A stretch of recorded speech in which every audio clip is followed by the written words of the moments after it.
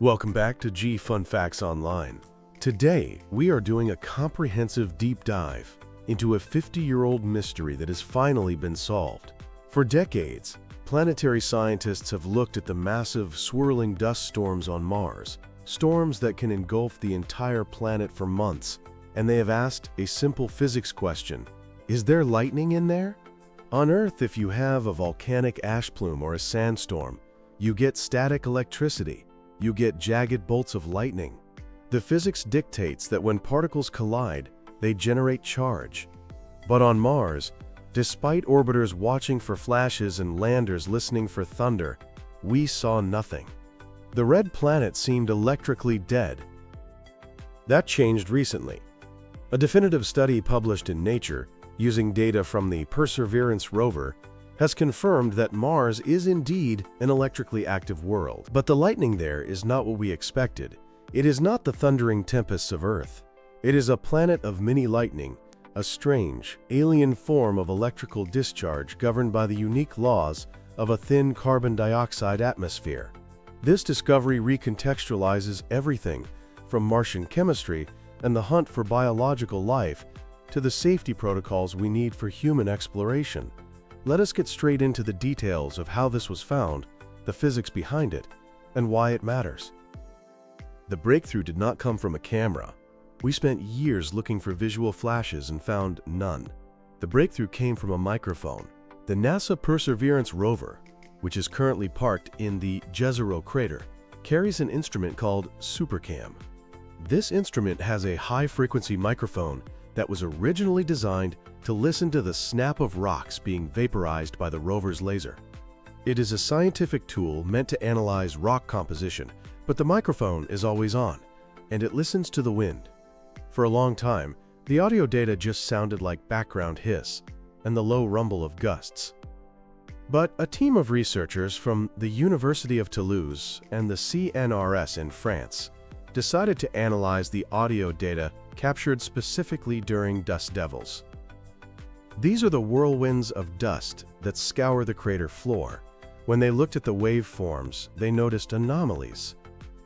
Embedded within the wind noise were distinctive sharp cracks and pops. They ruled out mechanical glitches from the rover itself. These were acoustic signatures of triboelectric discharges. Over 2 Martian years, the team isolated 55 distinct electrical events. These were not booming peals of thunder. They were small, snappy discharges, likely only a few centimeters long. If you were standing there in a spacesuit, it would not sound like a storm on Earth. It would sound like the crackle of a sweater being pulled off in dry winter air, or the snapping of static against a doorknob, but magnified by the weird acoustics of the Martian atmosphere. This was the smoking gun. Mars was sparking, but it was doing so on its own terms. To understand why this lightning is so small and why we call it mini-lightning, we have to look at the physics of triboelectricity and something called Paschen's law. The engine driving this is friction. This is the triboelectric effect. It is the same thing that happens when you rub a balloon on your hair. On Mars, the dust is incredibly fine and drier than any desert on Earth.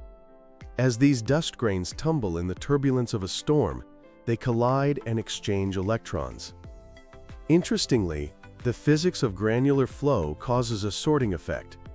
Smaller grains tend to acquire a negative charge, while larger grains become positive. The wind then acts like a centrifuge. It lifts the lighter, negatively charged particles high into the air, while the heavier, positively charged grains stay near the ground. This separation creates a massive electric field. You basically turn the dust devil into a planetary scale capacitor.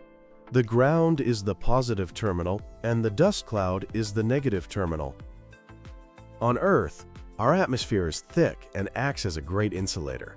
To get a spark to jump through Earth's air, you need a tremendous voltage, roughly 3 million volts per meter. This allows charge to build up to massive levels before it finally rips through the air in a blinding gigajoule bolt of lightning. Mars is different. The atmospheric pressure is less than 1% of Earth's. This brings us to Paschen's law. Friedrich Paschen discovered in 1889 that the voltage required to create a spark depends on the pressure of the gas. On Earth, high pressure means air molecules are packed tight.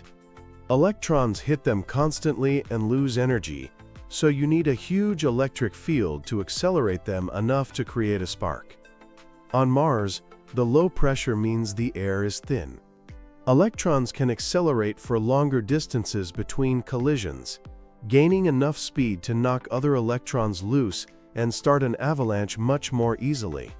Because the Martian atmosphere is so thin, it is a terrible insulator. It breaks down and conducts electricity at a much lower voltage, about 25,000 volts per meter, compared to Earth's 3 million. This is the key to the mini-lightning. Because the atmosphere breaks down so easily, the charge can never build up enough to create a giant, Earth-style bolt. As soon as the electric field gets even moderately strong, the atmosphere gives way, and snap, a small discharge occurs. The energy is released in thousands of tiny, centimeter-scale sparks rather than one giant bolt. Mars does not store its energy. It releases it in a constant, low-level crackle. This explains why we never saw it from orbit. We spent decades looking for flashes, but we failed to account for three things. First, the low luminosity. These sparks contain millijoules or joules of energy, not gigajoules. They are simply not bright enough to be seen from orbit against the glare of the sunlit planet. Second is attenuation. Martian dust is red because of iron oxide, which is rust. A dust storm is effectively a wall of floating rust. It is opaque. Any faint light produced by a spark deep inside a storm is absorbed by the dust cloud almost instantly. Third, and perhaps most interesting, is the type of discharge. Physics suggests that many of these discharges might not even be sparks in the traditional sense. They might take the form of a Townsend dark discharge or a glow discharge. Imagine the faint, diffuse purple glow of a neon sign rather than the sharp arc of a welding torch. A dust devil on Mars might simply glow faintly in the ultraviolet or blue spectrum, invisible to the human eye and standard rover cameras. Now, why does this matter? The most profound implication of this discovery is not about weather. It is about chemistry and the potential for life. The Martian surface is hostile. It is covered in perchlorates, which are toxic, highly oxidized salts. It also lacks organic molecules even in places where we expect to find them. The confirmed presence of triboelectric discharges solves this chemical puzzle. Every spark is a microscopic chemical factory. When an electrical discharge rips through the carbon dioxide-rich atmosphere, it splits molecules apart. It creates energetic fragments called free radicals. Carbon dioxide splits into carbon monoxide and oxygen radicals. Trace water vapor splits into hydroxyl radicals. These are aggressively reactive. When they bombard the dust grains, they initiate an electrochemical cycle that transforms relatively harmless chloride salts into toxic perchlorates. Furthermore, the models validated by the Perseverance data suggest that these discharges produce significant amounts of hydrogen peroxide. Yes, the same stuff you use to disinfect a cut. Effectively, a Martian dust storm acts like a giant sterilization chamber. The wind kicks up dust. The dust generates static. The static creates sparks, and the sparks manufacture hydrogen peroxide. This bleach-like chemical rains down on the soil, actively destroying any organic matter lying on the surface. This explains why the Viking landers in the 1970s found no organics and very puzzling soil chemistry.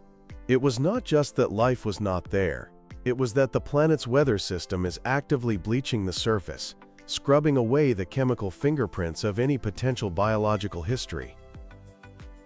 It also solves the methane mystery. We have detected methane on Mars in plumes that disappear faster than UV radiation can explain. If dust devils are mobile electric zappers, they could be breaking down methane molecules rapidly, scrubbing the gas from the atmosphere before it can accumulate. Finally, we have to talk about what this means for humans.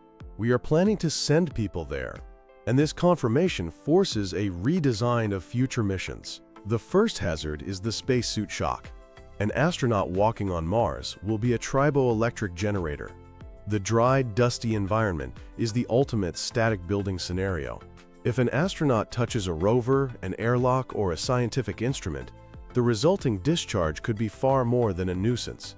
With electronics optimized for low power, a static shock could fry critical life support sensors or navigation computers. Future Mars suits and habitats must be effectively grounded and shielded to bleed off charge continuously. The second hazard is radio interference. The 55 events recorded by Perseverance were detected as electromagnetic interference. A global dust storm could be a source of constant, wideband radio noise. This static could degrade communications between surface crews and orbiters, potentially isolating explorers during the most dangerous weather events. And the third hazard is dust adhesion. Electrically charged dust is sticky. It clings to solar panels, camera lenses, and viewports with a tenacity that mechanical wipers cannot easily fix. This sticking effect is likely what killed the Opportunity rover and the InSight lander. Knowing that this charging is active and continuous means engineers need to develop electrostatic repulsion systems, essentially force fields that use electric charges to repel dust from solar arrays, rather than relying on wind to blow it off. So to wrap up, Mars is often described as a dead world, geologically frozen and atmospherically thin, but the discovery of Triboelectric mini-lightning paints a different picture. It is a world where the very soil crackles with energy, where the wind manufactures bleach, and where the weather is an invisible electric storm. As we look toward the horizon of human exploration, we have to respect this invisible force. The beauty of Mars is not just in its rusty canyons, but in the physics of the unseen, the centimeter-long sparks that have been quietly shaping the chemistry of the planet for billions of years.